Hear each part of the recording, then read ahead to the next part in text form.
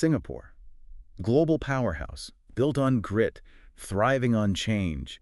But is its own success becoming its biggest threat? It's like a high wire act, a city reaching for the future, but the ground beneath, well, it's getting shaky. High costs are creating enormous pressure. Exactly. Welcome to Meridian. Today, we're getting into Singapore's bold economic gamble. We're looking at the strategy, the corporate chess moves, and honestly, the human impact. Our mission really is to figure out this paradox. How can Singapore be this super magnet for the global elite, yet at the same time, it's so expensive it's pushing out skilled professionals? Right. Is this a calculated move, a clever filtering system? Or is it, accidental self-sabotage? Is Singapore hollowing itself out? That's the multi-billion-dollar question. Yeah. So let's unpack this high-stakes game. And for you listening, think about what this means because the ripples go far. Okay, let's start with the raw numbers, the cost shock. It's undeniable. Singapore's cost of living isn't just like a temporary blip, it's baked in. Yeah, Mercer's 2024 survey puts it second globally, just behind Hong Kong. And the EIU, joint first with Zurich. Luxury Gold even called it #1 for 2025. It's consistent year after year. This feels structural, not just a market peak. It's the new baseline, isn't it? Absolutely. It's driven by fundamentals, especially what you could call the 3 pillars of pain, the non-negotiable costs that just eat into salaries. Okay, so let's break those down. Housing must be a big one, right? Especially for those not in the HDB system. Oh, it's brutal. If you're renting privately a 1-bedroom in the center, you're looking at close to $4,000 a month. Need a 3-bedroom for the family? Try nearly $8,000. Wow. And compared to neighbors. Look at KL or Bangkok. Yeah. For a similar central spot, maybe $700, $800 a month. So Singapore is like 5-6 times more expensive. That just blows up any budget comparison. Staggering difference. Okay, pillar 2, transport. I hear stories. Yeah, Singapore is famous or infamous for being the world's most expensive place for a car. That certificate of entitlement, the COE, it's basically a permit that costs a fortune. So what does that mean for, say, a normal car? A basic Honda City. In Singapore, with the COE, you're looking at around $146,000. $146,000. For Honda City. Yeah. That same car in Kuala Lumpur, maybe $25,000, give or take. That basically kills the idea owning a car for most middle-income earners. It's not just expensive, it removes a whole lifestyle option. Precisely. And the third pillar, particularly for expats with kids, Yeah. education. International school fees are huge. How huge are we talking? Annual fees can run from, say, $16,000 for primary school up to over $50,000 for secondary, way higher than other regional hubs. So you land this great job, high salary on paper. Right, the golden handcuff. But then rent, maybe a car payment if you're incredibly wealthy, school fees. Suddenly that big salary doesn't feel so big. The shine comes off pretty quickly. It really does. Which leads us to the government's role. This isn't just market forces running wild. There seems to be a deliberate strategy here, a kind of policy filtration. They're essentially raising the drawbridge. Let's talk about the employment pass, the EP. The minimum salaries went up again, right, for 2025. They did. It's $5,600 a month minimum for most sectors, $6,200 for finance. But here's the real kicker. It's age-based. Age-based, how does that work? That minimum salary climbs steeply as you get older. So if you're, say, in your mid-40s in a general role, the minimum jumps to $10,700 in finance. $11,000 minimum, just to qualify. Correct. They're explicitly pegging the cost of hiring a mid-career foreigner to what the top 1/3 of local professionals earn. It forces companies to really think, is this specific foreign hire absolutely necessary? It makes hiring experienced foreign talent incredibly expensive. It does. And then layered on top of that, you have the Compass framework. It's not just about salary anymore. No, Compass is this complex point system. You near 40 points. It looks at your salary, yes, but also your qualifications. Right, like did you go to a top-tier university? That's 20 points, but also looks at the company. How so? Diversity points, are they hiring too many people from one country? They get penalized. And local employment points, do they hire a good proportion of Singaporeans already?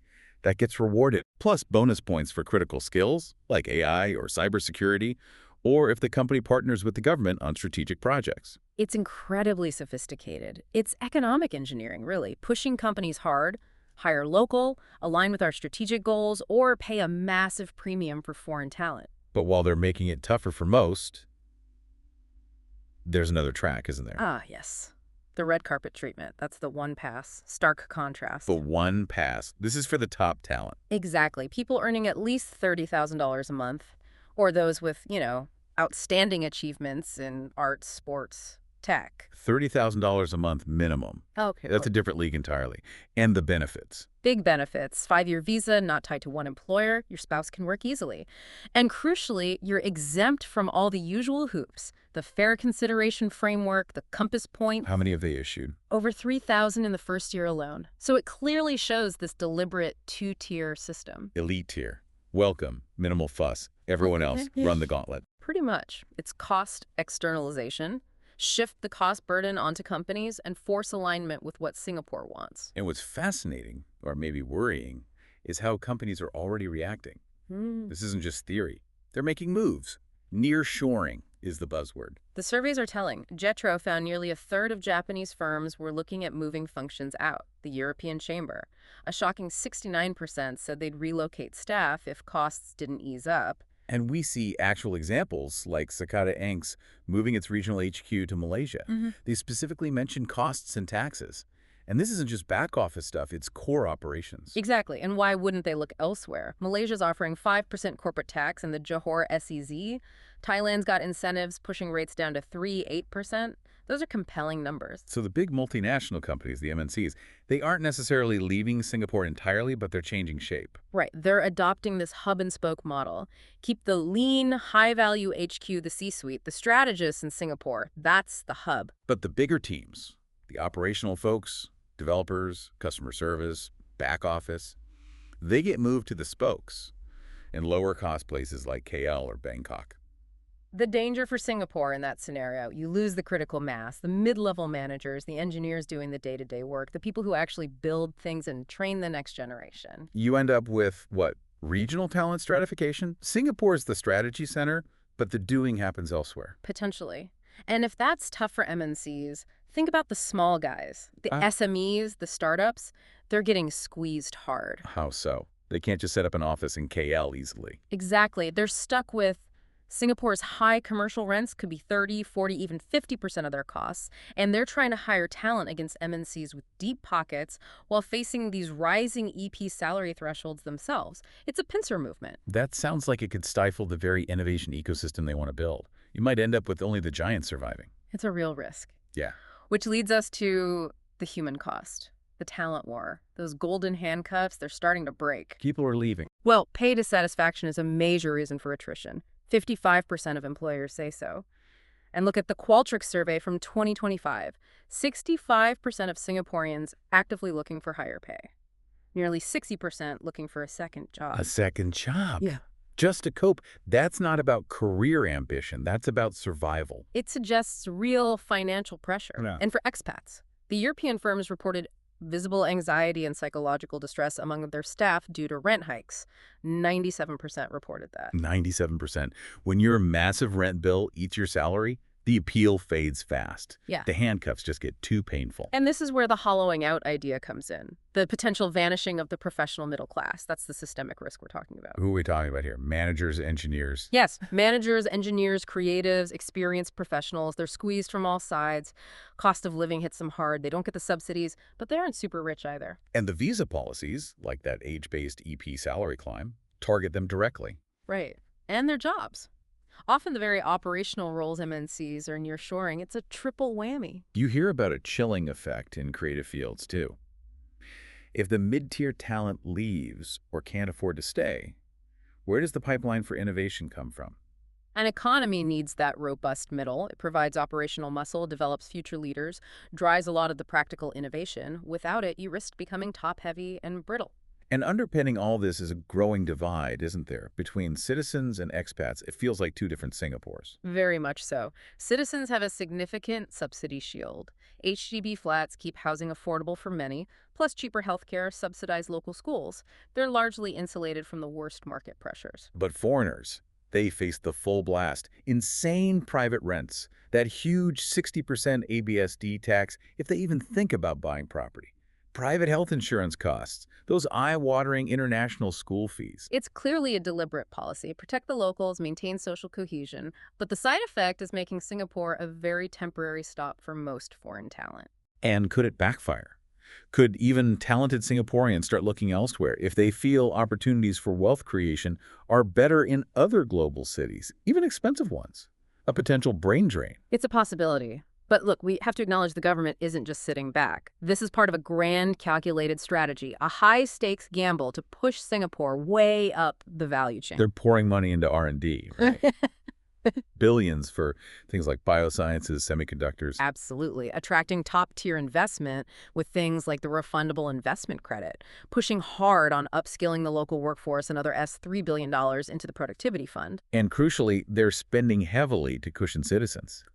That Forward Singapore plan, the Majula package, we're talking over $40 billion, committed by 2030 for social support. So here's the crux of the gamble. Can the wealth generated at the very top from those elite MNC HQs, the one-pass holders, the high-tech manufacturing, can that fund this massive social safety net and keep the economy dynamic, even if the middle shrinks? This is where the debate really heats up. Two potential futures, two very different outcomes. And I lean towards the riskier outcome. I think the hollow hub scenario is a serious danger. That hollowing out goes too far, it damages the roots of the economy. See, I fundamentally disagree. I think Fortress Singapore succeeds, that thinning middle. It's manageable. You'll have a highly skilled local workforce boosted by AI and automation, filling those gaps.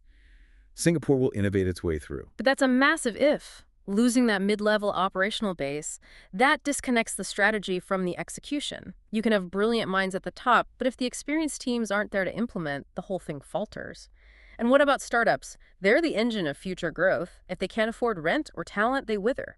The ecosystem becomes less dynamic, not more. But the government is focusing intensely on upskilling locals for those exact roles. And MNCs aren't looking for a huge workforce here anymore. They want the stability, the IP protection, the strategic location. They're choosing Singapore for its high-end niche, not for cheap BPO operations. It's a deliberate pivot, meaning they don't need that large foreign middle tier anymore. Okay, but that makes the whole economy incredibly reliant on a few key sectors and a small pool of elite talent. What happens if global tax rules change? Or a key industry faces a downturn? Or if even that super elite talent decides the eye-watering cost of living for their families just isn't worth the $30K plus salary anymore. The high cost shifts from being a feature of exclusivity to a major strategic liability. Talent and capital could slowly bleed away to places that offer a better balance. But where else offers that unique combination of stability, connectivity, rule of law, and access to Asia? That core value proposition for the elite for high-value activities remains incredibly strong. Singapore becomes more exclusive, yes, but potentially even more valuable as that trusted nexus. It's a squeeze, but a high-value squeeze. An exclusivity that could breed fragility. Less diversity of thought, less resilience. The critical unknown isn't just attracting the elite, it's sustaining a complex modern economy without that broad professional middle. The data suggests the pressure points are already showing cracks. Okay, we'll have to agree to disagree on how big that risk truly is. The story is definitely still unfolding. But for you, our listener, let's boil this down to some actionable points. What does this mean practically? Right. If you're running an MNC, the strategy seems to be right-shoring. Keep the strategic core in Singapore, move operations elsewhere, and you absolutely have to master the compass system for any essential foreign hires. For SMEs and startups, it looks like ruthless capital efficiency is key. Align with government strategic priorities if you can. Focus on skills, not just degrees, when hiring. And for professionals, middle tier, whether you're local or foreign, constant upskilling. Get skills that are on that shortage occupation list. Be incredibly careful with your finances, and maybe keep your options open globally. Real estate investors.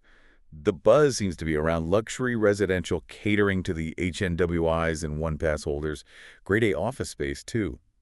But maybe be cautious about that mid-tier private rental market. That looks like the segment under the most pressure. So the big question remains, is Singapore engineering a future of even greater, more exclusive prosperity? Or is this high-stakes game pushing it towards a point where the foundations start to crumble? The data points one way, the government strategy another. The outcome, still very much in play. What do you think?